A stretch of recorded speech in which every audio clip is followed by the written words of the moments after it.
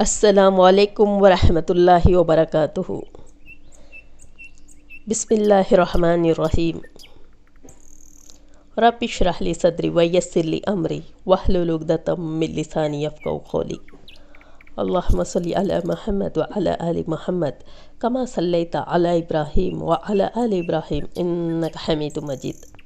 اللہم بارک علی محمد وعلی آل محمد کما بارکت علی ابراہیم وعلی آل ابراہیم انک حمید مجید۔ ساری کائنات اللہ کے تابع ہیں۔ سورہ صاد آیت نمبر 35 سے 37 تک کا معنی۔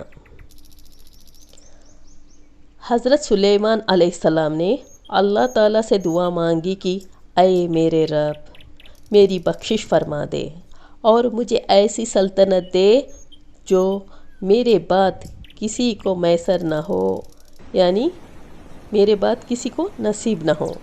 بے شک آپ خوب دینے والے ہیں۔ چنانچہ اللہ تعالیٰ نے انہیں انسانوں پر حکومت کے ساتھ ساتھ جناتوں، پرندوں اور ہواؤں پر بھی حکومت عطا فرمائی۔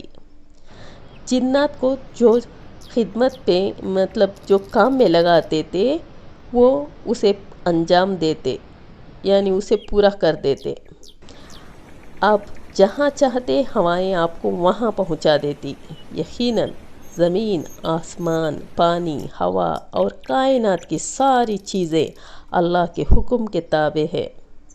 جو بندہ اللہ کی فرما برداری کرتا ہے، اللہ تعالیٰ کائنات کو اس کے تابع بنا دیتا ہے۔ وہی حالات کو بنانے اور بگاڑنے والا ہے۔